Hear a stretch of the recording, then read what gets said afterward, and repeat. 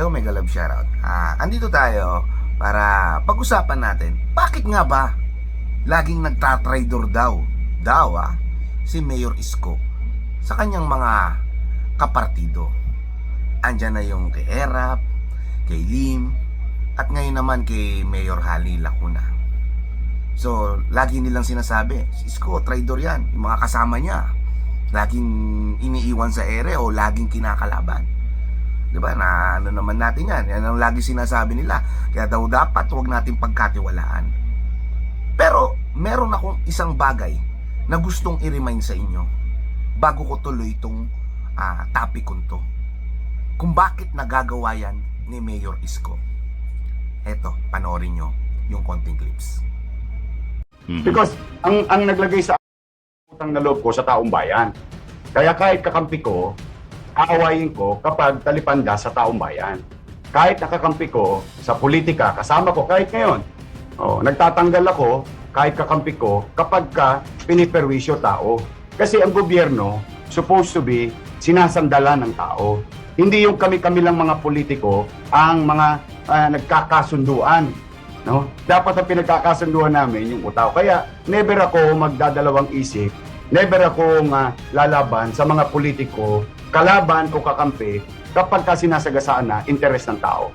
Because ang naglagay sa akin tao I owe it to them. Kailangan may boses sila sa gobyerno. Kailangan na meron na makikita silang pagmamahal. Hindi yung mahalan lang ng politiko. Sa akin, ano lang yun, incidental lang yun sa politics. Politics is part of it. But it's all about governance. Now, if we cross that crossroad, intersection, at mamimili ako, kakampi sa politika o kapakinabangan ng tao, ay doon ako sa kapakinabangan ng tao. Yun! Nakuha mo ang punto, Yorme. Diba? Yan yung rason kung bakit niya iniiwan yung mga dati niyang naging kasama. Kasi nga may nakikita siyang mali. Diba? Mali na nga yung nakikita mo. Kukonsintihin mo pa ba? Nandito ka para magsilbi sa tao. Hindi para nakawan yung tao. Anong pinagkaiba niya sa mga kurap na politiko kung susundin niya yung nakasanayan na ginagawa sa gobyerno?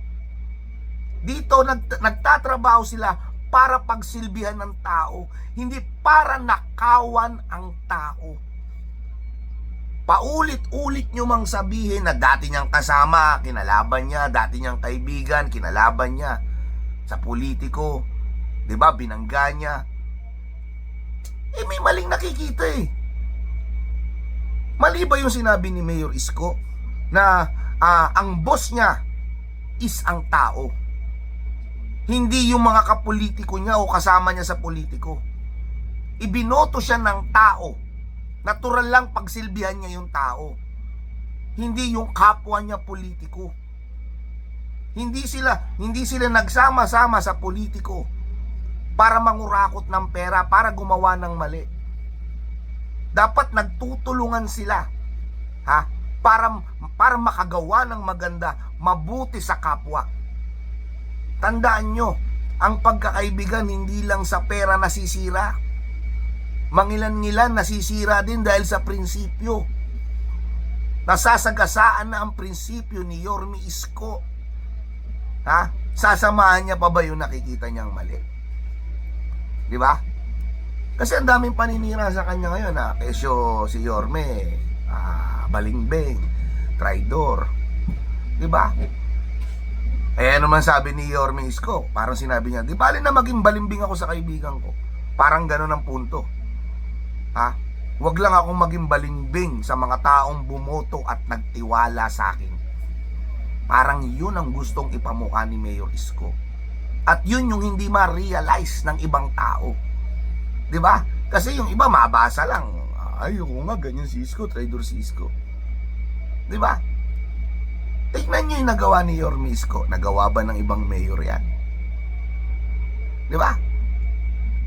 Kung si Mayor Isko na natiling nakikisama sa mga mayor na sinasabi yung traidor niya, meron ba tayong the air condition na paaralan?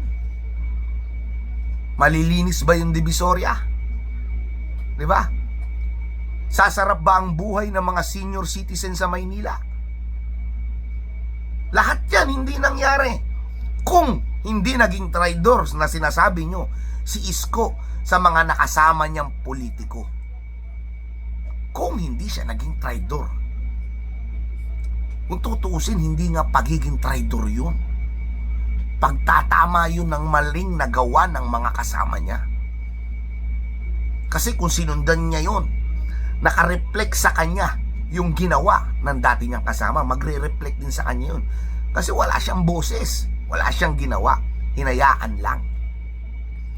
Unlike nung naging mayor si Isko, wala siyang pinakinggan, walang ibang nag-utos sa kanya kundi ang mga Manileño o ang mga tao. Ibinigay niya yung nararapat para sa mga tao. Kaya si Hodang, ayan na, kumalat na puro utang si Yorme Isko, puro utang ang Maynila. Kung tutuusin, hindi utang ang tawag dyan. Ang tawag dyan, namuhunan siya. Sabihin na natin nagkautang ang Maynila, parang negosyante lang din yan. Kung di ka magpapakawala ng pera, hindi lalago ang pera mo. Ganon ang ginawa ni Mayor Isko. Namuhunan siya sa Maynila. Yung sinasabi niyong utang, yun yung naging puhunan niya. At nakita nyo kung ano yung naging kita o kumita. Gumanda ang Maynila. Ang daming investor na nag-i-invest na rito. Ang daming turista na pumupunta. Hindi na natatakot. 'Di ba? Yung safetyness nandiyan na. Kagalat ang mga pulis. Ngayon, eto ba yung gusto nyo? Ha? Yung gawin ni Mayor Isko, yung mga nakaraang nangyari sa mga kasama niya sa politiko. Kasi kung yan ang gusto nyo, if ever na maging mayor uli si Mayor Isko, wala nang karuktong yan. Hindi na madudugtungan yung eskwela, hindi na madudugtungan yung mga park. Yung Divisoria, patuloy ng makalat uli yan. Yung mga senior citizen, pension na lang makukuha. Wala nang ibang benepisyo kundi pension lang. Wala nang paggatas, wala nang pabigas, wala nang paggamot. 'Di ba? Alam ko naman na tuwang-tuwa kayo nung nakaupo si Mayor Isko. At alam ko marami nag-aabang na umupo siya. Dahil alam nyo o alam ng mga Manileño na marami pang karuktong. Kasi pag kay Mayor Isko, laging may bago eh. Tingnan nyo, nung nagkaroon ng Condominium 1 and 2, bigla nagkaroon ng Binondominium. Diba?